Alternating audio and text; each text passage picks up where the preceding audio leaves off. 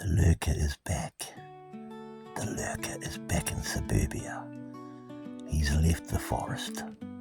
He's left the crime scene of his last kill, of his last maimings, his fatal maimings. He's gotten away with that. Now he enters an estate, if you'll call it that, a sort of housing area where everyone's living close quarters.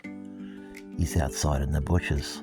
He's doing what he does best, lurking, because that's why they call him the Lurker. He loves to lurk. He's so good at it too. He's in the bushes looking through windows. He sees many faces, oblivious to his presence out in the darkness. Now he's thinking, what can I do? How can I get another victim?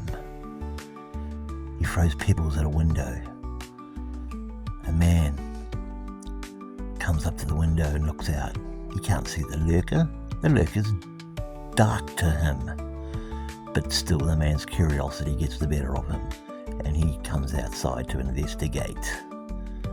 He sees his cat and just thinks it's his cat. The Lurker throws another pebble at the window. The man sees the direction the pebble was thrown from. The man is even more curious now that he knows that it's not his cat. He comes forward towards the bushes, pushing bushes aside, brushing bushes aside, trying to find where the pebble came from and who threw it. Suddenly, the Lurker grabs the man by the throat and pulls him into the bushes. He has him in his embrace. He has him in a headlock. He starts whispering to the man. He starts telling the man what he's about to do to him. The man is absolutely petrified. The man tries to scream, but the Lurker tightens his grip around the man's throat with his arm because he is in a headlock. And the Lurker has some history in wrestling training. The Lurker is tightening the grip. The man is suffocating. But then the Lurker eases off a bit so the man can breathe again. You see, this is all just a game to the Lurker. It's what he lives for. It's why he lurks. He lurks for this very game he plays all the time. And the police are no closer than catching it than they ever were. For the Lurker is incognito. The Lurker is a phantom. The Lurker is a ghost. He pulls out his favourite knife, an old Bowie knife from the 70s, and it's really sharp.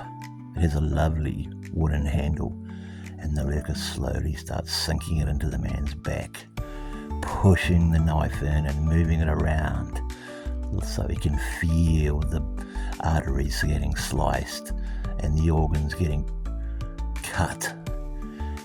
He moves the knife around in the man's back like he's cutting into a Christmas cake looking for a lolly. The man's trying to gurgle and scream, but the Lurker tightens his grip around the man's throat. The man is becoming part of the night.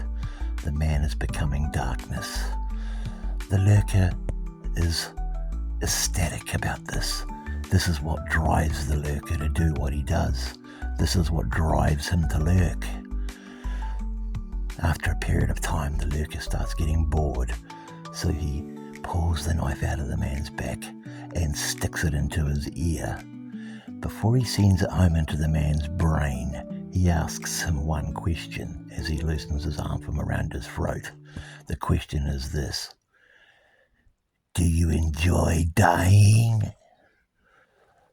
The man gurgles back, no, I don't. Too bad. And the Lurker sends the knife straight into the man's brain. End of story. The Lurker is insane. The Lurker is on a rampage. Who can stop him? We will see. But at the present time, nobody can control his actions. For the Lurker is a great lurker. And he's so good at lurking that to beat him, you'd have to be even a better lurker than him. And nobody is, because the Lurker is Paramount.